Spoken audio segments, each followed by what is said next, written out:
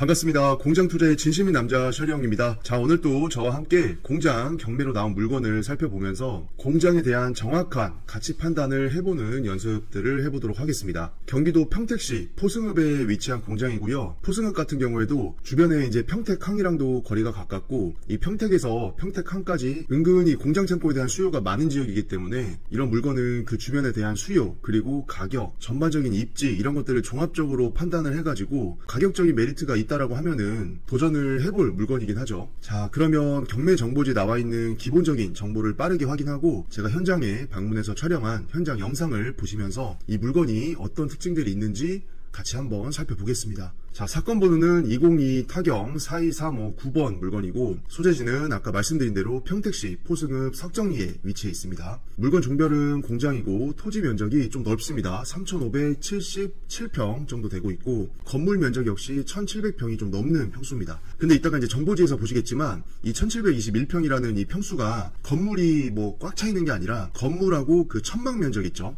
천막으로 시공해 놓은 면적이랑 합해가지고 이 평수가 나오는 거기 때문에 실제로는 이 공장이 전체 대지 면적에 비해서는 이 판넬로 짠 공장 건물 자체의 면적이 그렇게 크진 않습니다. 그래서 건폐율로 봤을 때는 한 20% 초반 정도? 그 정도 나오는 물건이어서 천막으로 친 가설 부분이 넓다라는 점에 유의를 조금 하셔야 되겠습니다. 자, 우리 물건 최초 감정가는 66억 8천입니다. 바로 어제였죠. 11월 27일 날 66억 8천으로 시작을 했다가 당연히 유찰이 됐고 내년 1월 22일 날 46억 8천 정도로 이제 시작을 다시 합니다. 자, 그럼 우리가 3차 가격 46억 8천만 원 정도의 이 가격을 두고 이 공장의 평당 가격을 먼저 확인을 해보겠습니다. 자, 근데 요거를 확인하기 전에 잠깐 밑으로 내려가 보면 이 기계기구가 잡혀 있거든요. 그래서 2억 한 3천 정도가 잡혀 있기 때문에 요 기계기구 값을 빼주고 공장 건물과 토지에 대한 평당 가격을 확인해 보겠습니다. 자, 46억 8천으로 잡고요. 여기에서 아까 기계기구가 한 2억 2천 정도 됐었죠. 자, 그러면 44억 6천이에요. 자, 요거를 이제 대지평수 3,577평으로 보시죠. 해보면 지금 125만원이 조금 안 됩니다. 자, 그럼 이게 평당가만 봤을 때는 지금 포승읍 석정리의 이 정도 위치, 여기가 2차선에서 이면도로를 타고 들어오긴 하지만 타고 들어오는 게 거리가 상당히 짧아요. 짧고 들어오는 이면도로의 폭 자체도 상당히 여유가 있습니다. 그래서 2차선에서 이 본부지 마당까지 들어오는 진입 여건은 상당히 훌륭한 편입니다. 그래서 그런 점들을 반영을 했을 때 지금 125만원 정도의 평당 가격이라고 하면은 제가 생각할 때 이 정도 가격이면은 상당히 메리트는 있어요, 가격적으로. 자, 근데 이제 우리가 여기서 단순히 평당 가격이 저렴하다고 해가지고 우리가 이제 막 불나방처럼 입찰하고 불나방처럼 들어가고 이러면 안 됩니다. 이 가격이 외관상은 일단 저렴해 보이지만 이게 진짜 다른 하자 사유나 감가 사유가 없는데 이 가격인지 아니면은 주변의 혐오 시설이나 번면이나 건폐율이 너무 낮다거나 주변에 어떤 감가를 해야 될 원인들이 있다라고 했을 때는 또 그런 요소들을 반영을 해서 이 125만원이라는 가격이 합당한 건지 저렴한 건지 이거를 잘 판단하셔가지고 이 입찰가 산정을 하셔야 돼요. 이게 단순히 평당가 보고 120만원 초반이다 해가지고 불나방처럼 입찰할 생각하시면 안됩니다. 자, 경매 정보지 좀 더 같이 살펴보겠습니다. 자, 먼저 매각 토지와 건물 현황을 보시겠습니다. 자, 공장 용지가 한 필지 깔끔하게 나와있고 나머지 3개는 도로입니다. 근데 여기서 보다시피 공장 용지 본부지가 3,445평인데 뭐 도로 63평, 42평, 24평 이거 다 합해봤자 한 130평 정도 되겠죠. 그럼 전체 지금 이 물건의 면적이 3,577평인데 130평의 도로 지분율이라고 하면은 계산을 굳이 해보지 않더라도 상당히 도로 비율이 낮다는 거를 알 수가 있습니다. 그래도 도로 지분율 또 계산 안 해보면 또 서운하니까 뭐 몇 프로인지 한번 간단하게 한번 보시겠습니다. 자, 대충 해볼게요. 64평 플러스 42평 플러스 25평. 자, 131평이 도로 부지고 자, 그럼 요거를 전체 면적으로 봐보면은 자, 지금 도로 지분율이 3.6%입니다. 3.6%. 이게 5%도 안 되는 거기 때문에 사실상 도로 지분이 거의 막 없는 느낌이죠. 왜냐면 공장 용지가 워낙 넓기 때문에 이거 130평 뭐 도로 해봤자 별로 느낌이 안 나는 거죠. 그래서 도로 지분율은 합격이다. 자, 건물 현황 보시면은 건물이 지금 여기 하나 있고 요렇게 하나 있고 요렇게 하나 총 3개의 건물이 있습니다. 이렇게 근데 마지막에 요 공장에서 물탱크실 이거는 7평밖에 안 돼요. 그래서 이 정도는 그냥 거의 뭐 없다고 생각해도 뭐 무방합니다. 자, 그러면 주된 건물이 여기에 하나, 여기에 하나 이렇게 있는 거죠. 자, 요 첫 번째 건물을 보시면은 1층의 바닥 면적이 331평, 그리고 2층 공간이 121평입니다. 자, 그리고 밑에 건물을 보시면은 이게 이제 1층 면적이 이렇게 제조 시설이랑 사무 공간이랑 해가지고 총 380평 정도 되는 1층의 바닥 면적을 가지고 있고 2층은 97평, 그러니까 100평이 조금 안 되는 거죠. 자, 그럼 우리가 이거를 봤을 때 딱 생각이 드는 게 이 공장 건물이 여기가 1층 이렇게 있고 이만치가 이제 2층이 있어가지고 약간 봤을 때는 이런 식으로 되어 있는 건물이겠구나 라는 거를 유추를 해볼 수가 있습니다. 자, 그리고 대망의 제시외 건물 및 기타를 보시겠습니다. 아까 초반에 제가 물건 얘기할 때 전체 건물 면적이 한 1700평이 좀 넘는다고 했는데 여기에 상당 부분이 그 가설천막이라고 했었죠. 그래서 이 철 파이프조 천막 지붕 이걸 보시면은 군데군데 아주 그냥 알차게 들어가 있습니다. 이거를 다 합해봤더니 이게 거의 800평 가까이 나오고 있다. 그럼 아까 우리가 이 공장 물건의 연면적이 1700평이 좀 넘었는데 이게 가설천막 부분만 했을 때 거의 800평이란 말이에요. 그럼 느낌은 거의 이 공장의 반절은 지금 가설천막으로 이루어져 있다라고 느끼실 수가 있는 거죠. 그리고 아까 봤던 대로 기계기구 해가지고 2억 3천만원 정도가 잡혀 있습니다. 자, 기계기구의 목록은 감정평가서를 이제 확인을 해보시면 되겠고, 특징적으로 우리 물건은 지금 건축물 대장에 이렇게 위반 건축물로 표시가 되어 있습니다. 그래서 이 사유를 보시면은 이제 2층 사무실 기숙사 여기에 마감 재료 이것 때문에 건축물 대장상에 위반 건축물로 지정이 되어 있다. 이거를 또 참고하시면 되겠습니다. 임차인 현황을 보시면은 주식회사 우지라는 곳에서 지금 임차인으로 들어가 있고 사업자 등록이 20년 3월달이에요. 근데 아래 등기부를 보시면은 요 말소기준 등기가 18년 5월달이기 때문에 사업자 등록이 훨씬 느린 걸 알 수가 있죠. 그래서 결론적으로 지금 이 임차인분은 대항력이 없습니다. 자, 건물 등기부와 토지 등기부를 보시겠습니다. 자, 빠르게 말소 기준 등기 확인하시고 그 밑에 모든 권리들은 소멸된다.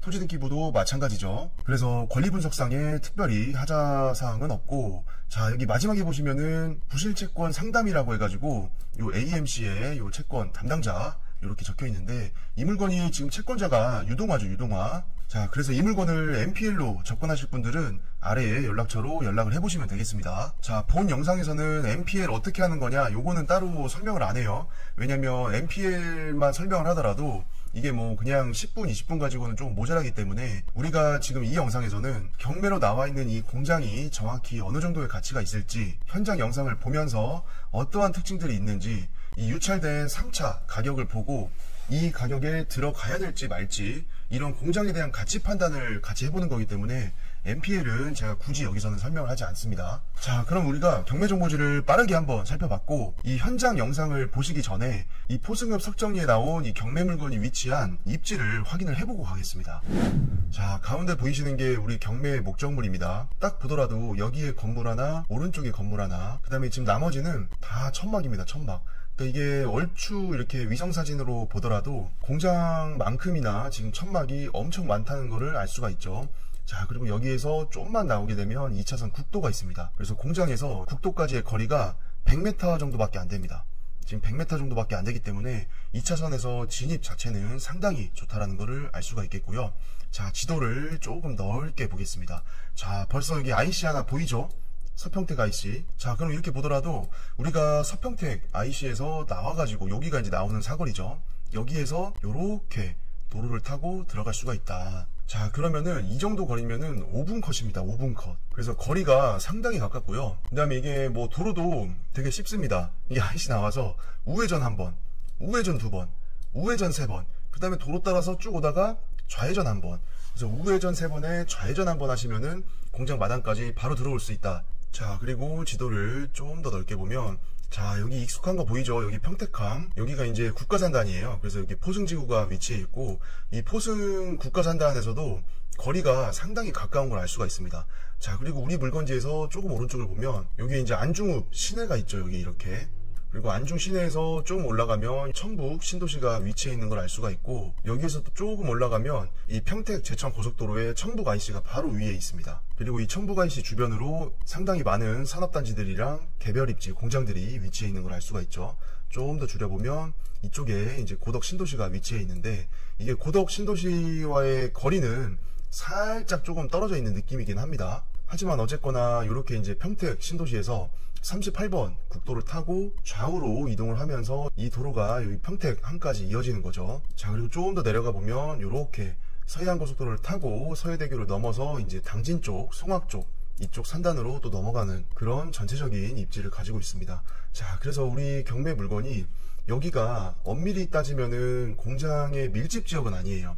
우리가 이제 화성이나 평택의 밀집 지역, 공장이 꽉꽉 차 있는 그런 밀집도는 아니라고 하더라도 이 지역의 특징은 2차선 국도를 따라서 공장들이 약간 큰 사이즈들이 많습니다. 그래서 그런 공장들이 드문드문 이제 들어가 있는 위치이기 때문에 공장 창고에 대한 수요가 뭐 아예 없는 지역이다라고 보기에는 어렵고, 단지 밀집도가 좀 떨어진다라는 그런 점들이 좀 특징입니다.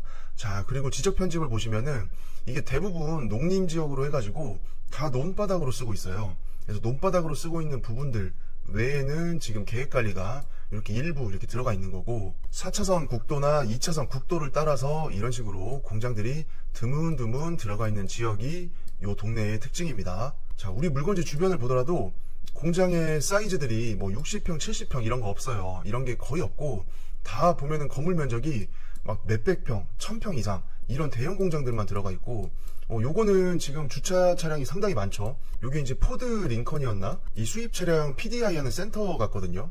요 평택항 주변으로 그런 곳들이 상당히 많습니다. 왜냐면 우리가 이제 뭐 벤츠나 BM이나 뭐 아우디, 링컨, 랜드로버 이런 수입 차량들이 대부분 다 이제 평택항으로 입항을 해가지고 이 평택항 근처에 PDI 센터에서 초기 검수를 하고 이제 고객한테 이제 인도를 하게 되죠. 자, 이런 데도 보면 이게 다 자동차예요. 수입차. 야, 아이, 잠깐만, 진짜 어마어마한데요, 이게? 무슨 뭐 개미떼처럼, 야, 엄청납니다. 그래서 이게 이제 수입차 PDI 센터가 요 근처에 많이 모여 있고, 이 동네 근처 도로를 가다 보면 그 카 캐리어라고 있죠. 이렇게 차 몇 대씩 실어가지고 이제 가는 큰 트럭, 그런 것들이 이제 상당히 많이 보입니다. 자, 아무튼 요런 특징을 갖고 있는 동네에 위치해 있는 게 우리 경매 물건이다. 근데 이렇게 전체적으로 보다 보니까 이게 옛날에 제가 초등학생 때였나 중학생 때였나 아무튼 되게 오래됐어요. 그 예전에 이제 서해안고속도로 개통한다고 해가지고 요 서해대교 개통을 했잖아요. 요때 이제 제가 기억이 나는 게 뭐냐면, 사람들이 서해대교 이제 구경한다고 여기를 일부러 막 갔었어요. 서해대교를 막 가가지고 이제 요 다리 난간 있죠. 요거 있는데 이제 여기다가 이제 갓길에다가 다 차를 세워놓고, 진짜 그때는 그냥 거의 뭐 갓길이 주차장이었어요. 주차장. 그래서 거의 뭐 수백 대가 그냥 여기 따라가지고 난간 옆에다가 주차하고, 여기 이제 내려가지고 이제 바다도 좀 구경하고 요런 것도 좀 구경하고, 그렇게 해가지고 거의 뭐 뉴스에 막 계속 나왔었어요. 막 여기 구경하는 사람들이 너무 많아가지고 전국에서 다 올라와가지고 이거 서해대교 구경한다고 갓길에 차 세우고 바다 구경하고 요 큰 거 다리 구조물 구경하고 여기 서가지고 난간에 기대서 바다 보면서 음료수 먹고 담배 피고, 그러다가 이제 한 10분 15분 쉬고 그 다음에 다시 차 타가지고 이제 출발하고, 그럼 또 빈자리 하나 놨다 해가지고 그 자리에 주차해가지고 또 이제 똑같이 이제 10분 15분 바다 구경하고, 이제 그렇게 했었던 기억이 납니다. 그렇게 해가지고 구경한 다음에 어디를 가죠? 행담도 휴게소를 가죠.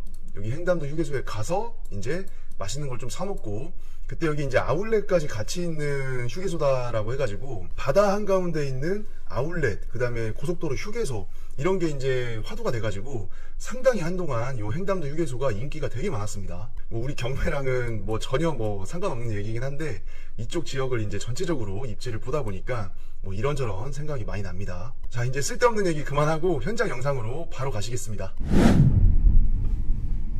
자, 우리 물건은 이렇게 2차선 국도를 쭉 타고 가다가 이제 이면도로로 꺾어서 이제 들어가는 거예요. 들어가는 이면도로의 폭 자체도 상당히 괜찮습니다. 자, 여기 왼쪽에 잠깐 보시면은 여기 이 공장 보이시나요? 이 공장. 그리고 이쪽에 이 공장. 자, 공장들이 이 지역은 뭐라고 그랬죠?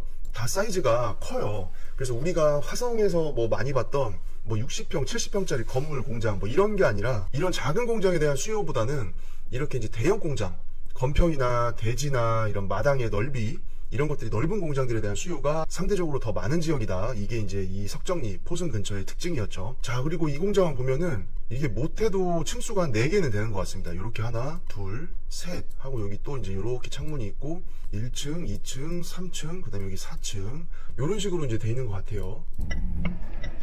자, 아무튼 공장들이 이 주변은 다 좀 커요. 있으면은 다 뭐 1000평, 2000평 이상이기 때문에 이렇게 작은 공장에 대한 수요가 이 지역은 조금 빠지는 지역이다. 그리고 들어가는 지금 이 도로, 이면도로의 폭, 이게 한 6m에서 7m 정도 나와주기 때문에 이 진입하는 거에 있어서도 상당히 편안합니다. 이게 대형 차량 같은 경우에도 도로폭이 좁으면은 들어가기가 쉽지 않은데, 요런 데는 그냥 트레일러가 와도 그냥 거의 뭐 발로 그냥 핸들 요렇게 그냥 돌려가지고 바로 들어가는 거예요. 그리고 들어왔을 때 이 마당의 넓이도 상당해요. 왜냐면 이 본부지 자체가 3,400평 정도가 되기 때문에, 그리고 건폐가 그렇게 높지 않은 건물이었죠, 이게, 이 공장이. 그러니까 이제 딱 왔을 때 이게 뭐 회차하기에도 상당히 좋고, 상차하고 하차하고 하기에는 상당히 쾌적한 공장이죠. 그 다음에 이 대문, 자바라의 넓이, 그 다음에 이 들어왔을 때 느껴지는 그 공간적인 어떤 그 광활함, 이런 것들이 상당히 그 대형 공장을 운영하기에는 좀 편안한 공장입니다. 그리고 여기에도 소나무가 되게 예쁜 게 하나 박혀 있어요. 그래서 그 소나무 심어져 있는 주변으로 해가지고 작게 이제 둥글게 화단을 만들고, 거기다가 이제 쭉 뻗어 있는 소나무를 하나 심어줬습니다. 자, 들어가자마자 마당 왼편에는 이렇게 조금 이제 폐기물 같은 게 좀 쌓여 있었어요. 근데 이게 뭐 방치되어 있는 느낌이라기보다는 아직도 공장을 운영을 하고 계시기 때문에 지금 작업이 끝나고 이제 이런 것들이 남겨져 있는 모습 같고요.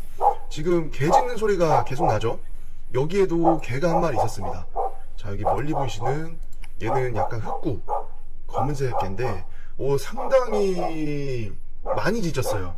예, 거의 뭐 여기 들어오자마자부터 그냥 저 보자마자 짖기 시작해가지고 제가 이제 등 돌려서 떠나갈 때까지 계속 짖거든요. 아무튼 이제 본연의 역할을 충실히 하고 있는 개다. 그래서 원래는 이제 여기 뒷마당도 좀 한번 가보고 해야 되는데 요 개가 너무 많이 짖어가지고 이거 사슬이 요 창문 난간에 그냥 이 얇은 쇠사슬 하나로 연결이 돼 있었거든요. 근데 이제 보시다시피 개가 좀 이제 빵이 크잖아요. 이게 소형견이나 뭐 이런 게 아니기 때문에 힘이 상당히 좀 있어 보였거든요.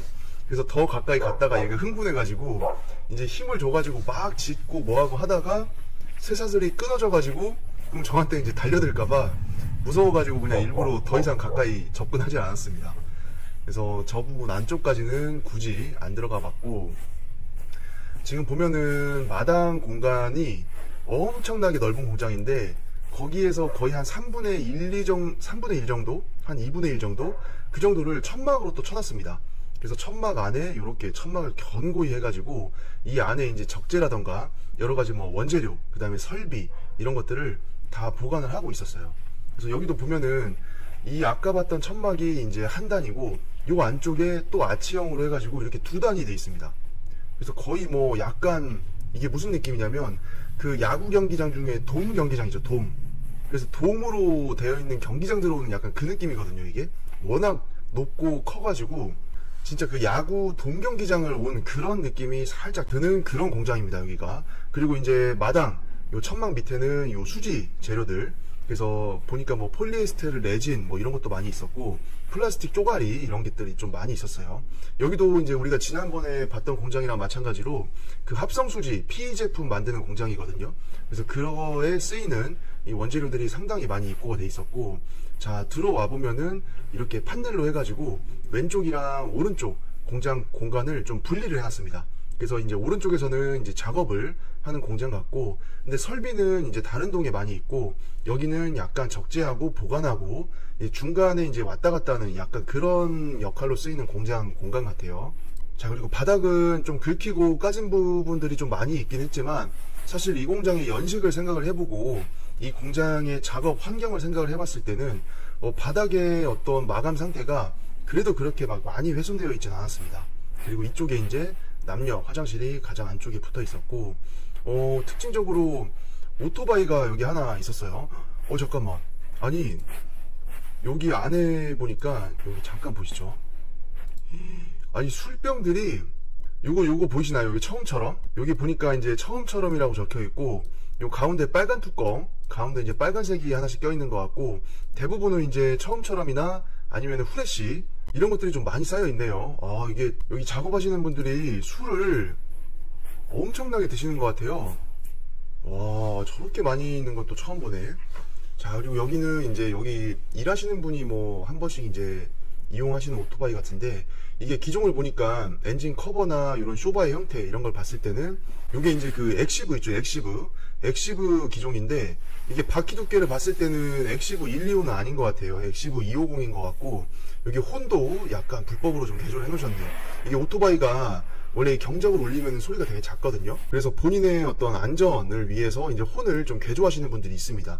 왜냐면 오토바이가 이제 도로에서 보면은 우리가 운전할 때 잘 안 보일 때가 많아요. 그리고 오토바이들이 이제 뭐 속된 말로 사방팔방에서 다 튀어나오기 때문에 자동차를 운전하는 사람 입장에서는 상당히 또 오토바이 운전자분들이 또 이제 잘 안 보이죠. 그런 경우가 많아서 이게 오토바이를 탈 때 이제 본인의 위치, 그 다음에 어떤 차들이 갑자기 끼어들 때 이제 빵 하고 울려야 되는데, 이게 오토바이 순정 혼이 되게 소리가 작기 때문에 이런 식으로 혼을 좀 키워가지고 약간 자동차처럼 소리가 나게끔, 그래서 운전자가 차 안에서도 오토바이가 울리는 경적을 좀 잘 들을 수 있게끔 이런 식으로 이제 혼을 좀 키워서 다는 경우가 많이 있습니다. 자, 근데 이런 거는 정기검사 가면은 이게 패스가 안 되기 때문에 결국에는 또 떼야 돼요. 그리고 이제 불법이기 때문에 합법적인 범위 안에서 또 오토바이 운행을 또 해야 되겠죠. 근데 이 정도 혼 사이즈면은 거의 누르면은 거의 뭐 덤프트럭 소리 날 것 같거든요. 혼이 되게 길었어요. 근데 약간 이제 오토바이 본 김에 오토바이 얘기로 이제 빠지면은, 저희가 이제 저렇게 이제 초반에는 입문을 해가지고 뭐 125cc나 아니면 250cc 이런 것들을 이제 많이 타면서 입문을 하거든요. 근데 이제 우리가 250cc 이상 넘어가려면 그 원동기 면허가 아니라 2종 소형 면허가 있어야 돼요. 그래서 그거를 이제 취득을 하고 나서 그 다음에 이제 250 타다가 이제 400cc 이런 거 타다가 600cc 미들급 타다가 이제 1000cc 리터급으로 넘어갑니다, 사람이. 그래서 우리가 방금 공장에서 봤던 그런 기종은 약간 이제 알차 스타일이죠. 알차가 이제 약간 경주용 오토바이랑 이제 똑같이 생긴 건데, 약간 엎드려서 이렇게 타는 거 있잖아요. 그래서 우리가 흔히 얘기하는 이 숑카라고 그러죠. 숑카. 이렇게 딱 바짝 엎드려 가지고 이제 고속으로 달릴 수 있는. 그래서 처음에는 이제 사람들이 입문을 딱 해가지고 125cc나 250, 250cc 이런 것만 타더라도 뭐 상당히 이제 속도감이나 이런 걸 만족을 합니다, 성능을. 그렇게 하다가 이제 뭐 동호회 나가서 투어를 간다거나 아니면 국도를 잘 달리고 있는데 뭐 미들급이 와가지고 엥 하고 지나가잖아요. 그럼 그때부터 이제 나도 쥐어짜는데 오토바이가 안 나가요. 그래서 이제 기변을 또 합니다, 미들급으로. 왜냐면 뭐 125, 250 이런 거 타봤자 이게 아무리 이거 오른손을 쥐어짜도 소리는 커지는데 RPM은 올라가는데 속도가 안 나오거든요, 가속력이나. 그래서 이제 미들급으로 딱 올라가면 그때부터 이제 한번 딱 제껴보면은 나가는 게 다르죠. 그리고 소리가 다르고 힘이 다르고. 그래서 저도 예전에 이제 총각 시절에 20대 때는 이제 취미로 오토바이를 조금 탔었는데, 이게 이제 미들급에 딱 가면 사람들이 딱 나뉘어요. 혼다 뭐 600R 타시는 분이 있고, 야마하 거 뭐 R6 아니면 뭐 6R이었나 뭐 그런 거. 그래서 이제 미들급 가면 이제 한 600cc 되니까 이게 이제 RPM을 딱 쥐어짜면 벌써 RPM이, 우리가 차는 보통 이제 휘발유가 뭐 한 5,000, 6,000 뭐 많이 써야 7,000 RPM 쓰고 디젤 차량이 4,000 RPM을 거의 넘지가 않잖아요. 근데 특히 이제 그 야마하 거 R6 보면은 진짜 거의 미들급 기종 중에서도 거의 진짜 쥐어짜는 걸 즐기면서 타는 기종이에요, 그게. 그래서 RPM 자체가 1000rpm이 넘어갈 수 있게끔 이제 쥐어짜거든요. 그러면 소리 자체가 하면서 그 단수 올려가면서 쥐어짜면서 그 타는 또 그 미들급의 그 맛이 또 있습니다. 그래서 그 미들급을 또 한참 타다가 이제 결국에는 리터가 깡패라고, 이 미들급이 또 이 리터급을 따라갈 수가 없어요. 그래서 이제 1000R, 뭐 R1000, 10R 뭐 이런 거 가와사키, 혼다, 야마하 뭐 이런 걸로 또 이제 기변을 합니다, 리터급으로. 그러면 이제 거기서는 뭐가 느껴지냐면 스로틀을 살짝만 그냥 꺾어줬는데 붕붕 하면서 되게 여유롭게, 진짜 쥐어짜지 않아도 되게 여유있게 이렇게 쫙 밀고 나가거든요. 또 그 맛에 또 이제 리터급 탔다가 거기서 또 사람들이 이제 오버리터로 넘어갔다가 뭐 그렇게 하다가 이제 나이 먹고 뭐하고 이러면 이제 알차가 엎드려서 타야 되니까 허리가 아프잖아요. 그러니까 이제 편한 걸로 넘어옵니다. 이제 투어링이나 아니면은 비행 같은 거 보면 이제 그 투어러, 그 다음에 그 GS라고 해가지고 그 우주명차라고 불리는 게 있습니다. 그래서 되게 진짜 거의 뭐 근두운을 타고 가는 둥둥 떠다니는 그런 느낌, 편한 걸로 이제 30대, 40대, 50대 때 많이 넘어가죠. 아무튼 뭐 오토바이 하다가 뭐 얘기가 많이 샜는데, 요게 이제 PE 제품 만들 때 쓰이는 제품들이에요, 원재료. 그래서 요런 레진이나 아니면 합성 수지, 그 PE 제품에 쓰이는 그 아까 플라스틱 쪼가리 있었죠, 검은색, 흰색 잘게 들어가 있는 거. 그래서 이제 그런 원재료들이 상당히 많이 있는 공장이었고, 우리가 또 여기서 보면 여기 지금 서 있는 곳이 다 천막이에요. 다 천막이기 때문에 비를 맞지 않고 이제 운영을 하기가 상당히 좋은 이점이 있죠. 자, 이것도 지금 종이로 만든 롤 심지죠. 근데 이 심지를 기계에다가 걸어가지고 필름 제품을 만들어가지고 여기다 돌돌 감아가지고 이제 완성을 시키는 겁니다. 그렇게 해가지고 제품을 만들면 여기 보이시는 것처럼 이 종이 심지에 이런 식으로 이제 이 생산한 필름들이 쭉 말려있죠. 이렇게. 자, 여기도 한 무더기가 쌓여있죠. 그래서 우리가 공장 본 건물 뿐만이 아니라 이렇게 마당에 천막이 많이 이렇게 쳐놓게 되면은 이런 제품 원재료를 보관하고 아니면 부재료 같은 거를 갖다 놓고 제품을 완성해서 또 보관을 하고 출고하기 전까지 이런 적재해 놓는 게 상당히 편합니다. 왜냐면 이런 것들을 다 판넬로 짜여진 건물 안에다 하려고 하면은 건물 평수가 엄청나게 커져야 돼요. 그럼 다 이제 건축비, 시공비가 늘어나기 때문에 이 공장을 이제 땅을 사서 지어서 업을 하시려는 사람 입장에서는 이런 공간들은 천막으로 많이 짭니다. 그리고 본 제품을 생산할 수 있는 생산 설비가 있고 라인이 박혀 있고 이런 공간들은 이렇게 공장 건물 안에서 운영을 하시게 되죠. 자, 여기도 보면은 아까 처음에 봤던 동에는 이런 설비들이 없었죠. 근데 두 번째 보는 이 건물 공장동에서는 이렇게 생산 라인이 다 깔려 있습니다. 자, 그래서 이렇게 둥그렇게 돌아가는 이런 라인들이 있죠. 여기에다가 그 심지 같은 걸 걸어가지고 이 필름 제품을 쭉 뽑아내는 거예요. 쭉 뽑아가지고 마지막에 저기서 말아가지고 이제 제품을 완성해가지고 아까 천막 밑에다가 갖다 놓고 이제 보관을 하는 거죠. 출고하기 전까지. 자, 그래서 우리가 감정평가서를 보게 되면은 요 건물 안에 있는 공장 안에 있는 그 기계기구 목록 있었죠. 그 목록들이랑 뭐 목록 1, 2, 3, 4, 5, 6 뭐 이런 식으로 그 목록을 확인을 하시고 그 다음에 현장에 와서 그 기계기구들이 진짜 그 위치에 있는지, 그리고 아까 우리 간평에 보면은 소재 불상인 장비들이 조금 있어요. 그래서 그런 것들을 이제 뭐 여기 운영하시는 분이 이제 없앴을 수도 있고 아니면 필요 없어서 뭐 팔았을 수도 있고 아니면은 뭐 없어졌을 수도 있죠. 뭐 그런 식으로 이제 소재가 불상이다 해가지고 이제 기재가 되어 있는 거고, 그래서 남아있는 이런 장비들 이런 것들을 현장에서 잘 확인하시면 되겠습니다. 자, 여기도 지금 기계가 아직 가동 중이었어요. 제가 갔을 때도 직원분들이 조금 계셨고, 그래서 다 이렇게 안에 들어와서 살펴보고 하는 거는 허락을 받고 지금 들어온 거예요. 직원분한테 제가 이제 이날도 공장 경매 때문에 이제 공장이 나왔고, 그래서 한번 좀 살펴보겠다고 이제 양해를 좀 구했거든요. 그렇게 해서 이제 감사하게 자세히 공장 내부를 좀 살펴볼 수가 있었습니다. 자, 이런데 보면은 이렇게 공장 바닥에 이렇게 배수를 할 수 있게끔 다 트렌치를 했어요. 그래서 이런 거는 나중에 내가 이제 낙찰받고 임대를 주거나 실사용한다고 했을 때 내 업종이랑 맞지 않을 수도 있습니다. 이 바닥의 트렌치가. 그럼 이런 거는 다 보수공사를 또 해야 되겠죠. 메꿔가지고. 그래서 입찰가를 우리가 산정을 하고 공장에 대한 가치평가를 할 때 이런 것들을 다 좀 염두를 해야 돼요. 얼마 정도의 원복 비용이 들어가고 여기에 맞는 업종이 들어올지 다른 업종이 들어올지 이런 것들을 다 좀 생각을 하신 다음에 그런 마진들을 안전하게끔 내 입찰가에 산입을 하셔가지고 충분하게 안전 마진을 가지고 들어가셔야 됩니다. 여기 사무실은 문이 잠겨 있었습니다. 그래서 들어갈 수가 없었고, 자, 이게 지금 통으로 된 공장 건물이었죠.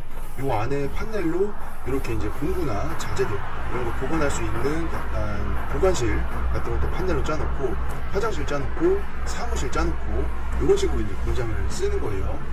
자, 이제 밖으로 다시 나가 보겠습니다. 자, 여기 안에가 장비들이 돌아가는 그 소리가 좀 시끄러워가지고 밖에 나오면 오히려 더 고요합니다. 이렇게. 자, 그리고 여기 마당은 다 스폰이 되어 있는 상태에서 이 공간들은 보관 장소로 쓰기 위해서 천막을 이렇게 쓴 거고, 특징적으로는 천막이 위에 지붕은 차양이 되어 있는데 이 벽면, 그 다음에 문 이런 거는 막혀 있지가 않았습니다. 다른 데들은 천막 공간을 쳐가지고 이런 식으로 이제 벽면을 다 구성을 해가지고 이제 막아놓은 데가 많이 있는데, 여기는 이 첫 번째 있는 천막 같은 경우에는 그냥 다 뚫려 있었어요. 지붕 맞춰놓고. 그래서 그런 부분들이 좀 특징이다 라고 이제 보고 가시면 되겠고, 지금 들어가는 이 위치는 이제 사무실이 있는 위치입니다. 그래서 사무동이 들어가 있고 2층에는 기숙사로 현재는 쓰고 있어요. 자, 그래서 한번 살짝 들어가 보겠습니다. 자, 이날이 휴일이어가지고 잠겨 있는 줄 알았는데 다행히 열려 있어가지고 또 볼 수가 있었죠. 자, 여기 한켠에도 이렇게 이제 약간 책상이랑 사무실 뭐 비스무리한 것 같은데, 이게 실상은 제가 보니까 약간 여기서 또 이제 좀 약간 식사 같은 걸 하시는 것 같아요. 왜냐면 이게 이제 이 바구니가 한바식당 그 바구니죠. 그래서 여기 와가지고 이제 간단하게 식사들을 조금 하시는 것 같고, 여기 사무실 공간은 이제 문이 좀 잠겨 있었습니다.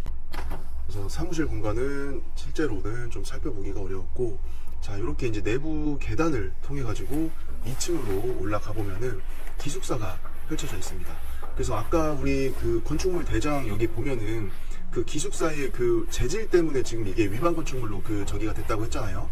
다 이런 거 입찰가 산정할 때 다 생각해 보셔야 돼요. 원복 비용이라던가 아니면은 강제 이행금 그 규모라던가 이런 것들을 다 계산을 해가지고 내가 그래도 낙찰자가 손해를 보지 않게끔 잘 가격을 또 적어내야 됩니다. 자, 여기가 이제 마루로 되어 있고, 이게 약간 근데 진짜 마루는 아니고 마루 장판이죠. 자, 그리고 여기 보면 이렇게 방문 하나, 둘, 셋, 넷, 다섯, 그 다음에 요 반대편 이런 식으로 해가지고 이제 각 방이 있고, 여기가 이제 생활 공간이죠. 뭐 공용 부분이 되겠고, 여기 보시면 여기 한 분 계시죠. 여기 사람이, 이분이 이제 외국인이셨는데 여기에 이제 숙식을 하시면서 공장에서 근로를 하시는 분 같아요. 근데 이분이 뭘 하고 있었냐면 거울을 보고 계속 이 손을 터는, 손을 막 쥐었다 폈다 쥐었다 폈다, 요 약간 운동을 또 조금 하고 계셨습니다. 그래서 내부에 좀 들어가서 이렇게 방안을 조금 볼까 하다가 뭐 기숙사가 솔직히 뭐 다 거기서 거기에요. 구조나 아니면 뭐 이런 것들이. 그래서 굳이 저기 또 근로하고 계신 분이 계셔가지고 운동을 또 방해하고 싶지는 않았습니다. 그래서 슬쩍 보고 이제 다시 나왔죠. 자, 여기 보면은 특징적으로 자전거가 많이 있습니다. 이렇게 자전거가 여기도 3대 있었고, 또 다른 쪽에 가면 자전거가 또 있거든요. 이게 자전거가 중요해요. 왜냐면은 이렇게 화성이나 평택이나 이렇게 공장들을 가보면은 실제로 외국에서 오신 분들이 많이 근로를 하고 계시는데, 이분들이 이제 평일에 일을 하고 어쨌거나 또 이제 뭐 간식거리, 부식거리 이런 것들을 또 장을 봐야 되거든요. 그럼 이 사람들이 이제 버스를 타고 다닐 때도 있는데, 버스가 뭐 40-50분에 하나, 뭐 2시간에 하나 이런 식으로 이제 외진 곳들은 좀 뜨문뜨문 오기 때문에 이분들이 자전거를 타고 이제 2명, 3명, 4명, 제가 예전에 화성에서 외국 사람들이 이 근로하시는 분들이 자전거 8대를 타고 8명이서 줄줄이 이렇게 가는 걸 봤거든요. 근데 이제 자전거 핸들 한쪽에는 그 장본 그 봉투 있죠. 그래서 봉투에다가 뭐 라면, 뭐 식자재, 과자, 뭐 빵, 그 다음에 무슨 뭐 향신료 이런 거를 진짜 그 비닐봉지가 터질 것처럼 담아가지고 이걸 자전거 핸들의 양쪽에 겁니다. 그렇게 해가지고 8명이 이제 쭈루루 공장으로 이제 돌아가는 거죠. 그래서 실제로 이런 공장지대에서 외국분들이 이제 뭔가 장을 본다거나 근처 공장에 뭐 내 친구 핫산, 모하메드, 알리 이런 친구들을 만나러 간다던가, 아니면은 뭐 몇백 미터 떨어진 근처에 내 고향 친구가 있다. 그래서 뭐 알리가 모하메드를 만나러 갈 때 이제 자전거를 타고 간다던가, 옆 공장 저쪽 뒤에 있는 공장에 핫산이 우리 공장에 놀러 올 때, 그럴 때 이제 서로 이제 자전거를 타고 많이 다닙니다. 그래서 이런 지역에서는 외국 근로하시는 분들이 자전거가 없으면은 또 상당히 교통이 불편해요. 그래서 항상 이렇게 공장이나 이런 기숙사를 가보게 되면 자전거가 거의 10중8구 몇 대씩은 다 있습니다. 뭐 아무튼 뭐 자전거 얘기하다가 잠깐 얘기가 샜는데, 그 우리가 이 공장을 하늘에서 보게 되면 지금 이게 본 건물이에요. 이게 본 건물 하나, 그 다음에 여기에 본 건물이 또 하나가 있습니다. 자, 이게 2번. 자, 이렇게 해가지고 지금 이 전체 이 3,400평 되는 부지에서 이 건물은 요 2개예요. 건물은 이렇게 2개고 이 나머지가 지금 다 천막입니다. 이게. 그래서 천막 면적이 상당한 거를 알 수가 있죠. 그리고 이 천막을 앞에도 이렇게 넓게 쳐놨기 때문에 제품을 아까 말씀드린 대로 만들고 재료를 보관하고 출고하기 전까지 이렇게 보관하는 그런 일들이 상당히 이제 이 천막 덕분에 수월합니다. 자, 그리고 한켠에는 이쪽은 이제 포장이 안 돼 있죠. 이쪽은 포장이 안 돼 있고, 기존에 인허가를 받을 때 여기를 이제 조경 면적으로 허가를 받으신 것 같아요. 근데 굳이 이제 포장까지는 안 하고 쓰고 계신 것 같습니다. 자, 우리가 공장을 조금 옆에서 보더라도 이런 식으로 건물이 이 정도인데 거의 지금 이 옆에 있는 본 건물보다 천막 2동이 더 높죠. 이게 넓기 때문에 진짜 이 천막의 활용성이 상당히 좋은 공장이고, 이 천막을 넓게 쳤음에도 불구하고 이 들어왔을 때 이 마당 공간이 상당히 넓어요. 그래서 이렇게 본 건물 안에서 제조 설비를 통해서 이제 본 제조를 하고 그 만들어진 제품을 보관한다거나, 아니면 거기에 필요한 원재료, 부재료들을 적치를 해가지고 보관한다거나 이렇게 했을 때 이 천막이 상당히 큰 역할을 하는 겁니다. 만약에 이거를 다 본 건물로 짓는다고 생각을 해보면은 이 건축비 자체가 엄청나게 비용이 들어가겠죠. 그래서 건물은 적당하게 이제 제조할 수 있는 공간, 그 다음에 사무실, 그 다음에 기숙사 이런 건물을 지어주고 나머지는 천막을 쳐가지고 공장의 활용도를 가져가는 거죠. 이쪽 조경 면적 쪽에서는 옛날에 좀 뭘 키우고 좀 했던 것 같아요. 여기 약간 하우스로 해가지고 여기 안에 이제 뭐 재배를 한다거나 아니면은 동물들을 조금 키운다거나, 예전에 제가 갔던 공장 하나는 요렇게 이제 하우스를 만들어 가지고 여기 안에서 닭을 키웁니다. 닭을. 그래서 달걀도 하나씩 낳으면은 후라이도 조금 해 먹고, 결국에는 그 닭을 키워 가지고 그 닭을 한 번씩 이제 그 저기 해 먹어요. 백숙을. 그래서 백숙용으로도 이제 많이들 키우시고, 요런 데는 약간 뭐 토끼 같은 걸 키웠을 것 같기도 하고, 뭐 아무튼 뭐 나름대로 이렇게 울타리를 쳐가지고 여기 안에서 또 뭘 기르셨던 것 같아요, 동물을. 자, 그리고 부지 북측으로는 살짝 이쪽에 번면이 조금 껴 있습니다. 왜냐면 여기 밑에 논바닥이랑 여기 본부지랑 높이 차이가 한 10m 이상 나거든요. 그래서 여기 번면이 조금 들어가 있고, 이 공장 자체가 이 북측에 옹벽이 되게 많은데, 이 공장을 뒤에서 이렇게 접근을 하잖아요. 이게 이제 녹록길인데, 녹록길 쪽으로 들어오다 보면은 이 공장의 이 토지 높이가 얼마나 높은지를 알 수가 있습니다. 이게 지금 거의 뭐 10m 가까이 되는 것 같거든요, 이 옹벽 자체가. 그리고 여기 안쪽에 하나 단이 더 있었죠. 이게 평택 같은 경우에는 현행법상으로는 이 보강토를 3m 이상 쌓을 수가 없습니다. 그래서 3m 올라가고 소단 주고, 아니면 사면 처리하고 또 이제 한 단 올라가는 건데, 이거는 아무래도 이제 옛날에 인허가를 받은 거니까 옛날에는 이렇게 높이까지 쌓았던 것 같아요. 근데 와, 진짜 아니 이게 쭉 가도 보강토가 진짜 여기에서 여기까지의 이 높이 있잖아요. 이 높이가 진짜 어마어마해요. 그래서 지금 현행법상으로는 현재 공장 인허가 이렇게 됐잖아요. 그러면은 이 보강토를 절대 이렇게 쌓을 수가 없어요. 그래서 현재는 여기서 한 3m 올라가고 한 단 소단 주고 또 올라가고 소단 주고 또 올라가고 소단 주고 또 올라가고. 자, 그러면은 우리가 위에서 봤을 때 이런 면적 있죠. 이런 면적들을 다 이제 못 쓰는 땅이 되기 때문에 이게 결국에는 본부지에 실제 밟을 수 있는 땅이 줄어드는 건데, 옛날에는 이렇게까지 높이도 좀 쌓았었어요. 현행보다는 좀 법이 느슨했습니다. 그래서 이제 보강토의 높이를 현재보다는 많이 높게 쌓을 수가 있었죠. 자, 근데 이렇게 둘러봐도 와, 진짜 무슨 성벽이네, 성벽 진짜. 자, 이제 하늘에서 우리 주변에 한번 상황을 좀 보겠습니다. 자, 이게 주변을 보면 공장이 또 그렇게 많이 보이지는 않는데 드문드문 공장은 분명히 들어가 있어요. 이쪽에 이제 공장들이 조금 몰려 있고, 여기 보이는 게 이제 아까 말씀드렸던 그 서해대교입니다. 서해대교. 그래서 서해대교가 이렇게 이제 서해대교 뷰가 보이고, 이쪽 넘어가면 이제 당진 송악 이쪽이죠. 그리고 이 밑에도 보게 되면은 공장들이 상당히 좀 큰 사이즈로 좀 들어가 있습니다. 자, 지금 이 건물 하나, 이 건물 둘, 이 공장 건물 자체도 지금 건평이 바닥 면적이 상당하거든요. 그래서 우리 물건지 주변, 이 포승 주변으로는 이렇게 이제 개별 입지 공장, 작은 것들은 많이 없고, 뭐 1000평, 2000평, 3000평 대지평수 기준으로 했을 때 이렇게 대형 공장들이 좀 많이 포진되어 있는 걸 알 수가 있습니다. 자, 그리고 우리 물건지로 들어오는 2차선 도로가 이렇게 펼쳐져 있는 거고, 여기에서 이 이면도로를 타고 이렇게 들어오는 거죠. 이렇게 들어오면은 우리 공장이 바로 펼쳐져 있다. 그래서 진입하는 조건이라던가 도로의 여건이라던가 이런 것들은 되게 좋습니다, 이 공장이. 그리고 우리 공장의 뒤편을 보더라도 다 거의 뭐 논바닥이에요. 논바닥이고 드문드문 이제 공장들이 하나씩 이렇게 들어가 있는 그런 풍경을 볼 수가 있습니다. 자, 다시 이제 우리 공장을 한번 또 보면은 이렇게 우리 공장 좌우로 공장이 하나씩 들어가 있는데, 지금 왼쪽에 있는 이 공장도 지금 건물 면적이 상당하죠. 진짜 거의 뭐 한 1500평에서 한 1000평 후반 정도, 2000평까지는 좀 안 될 것 같고, 아무튼 건물 면적이 상당히 크고, 이 뒤에 공장도 조금 큰 편입니다. 뭐 60평 70평 이런 공장이 아니라 건물 면적이 이제 100평 중반 이상 넘어가는 사이즈이기 때문에 상당히 큰 걸 알 수가 있죠. 자, 우리가 아까 땅에서 이 보강토 면적을 봤었는데, 지금 뒤에서 이렇게 보게 되면, 자, 이 보강토를 한 단으로 해가지고 쭉 올려버리니까 이 로스 나는 면적이 상당히 적은 거죠. 이거를 만약에 한 단 쌓고 들어가고 한 단 쌓고 소단 주고 이런 식으로 했다라고 하면은 이 건물이 여기까지 올 수가 없습니다. 더 앞으로 밀리겠죠. 근데 이렇게 한 단으로 높이 쌓아버리니까 이 로스 나는 면적이 상당히 적어가지고, 이게 뭐 공장을 개발한다거나 건축을 하는 건축주의 입장에서는 이 옹벽이나 이 소단, 보강토 단을 한 번에 그냥 주고 올라가는 게 훨씬 유리합니다. 부지를 활용할 때. 자, 진짜 와, 보강토 공사량이, 이 토목 공사량이 진짜 엄청나요.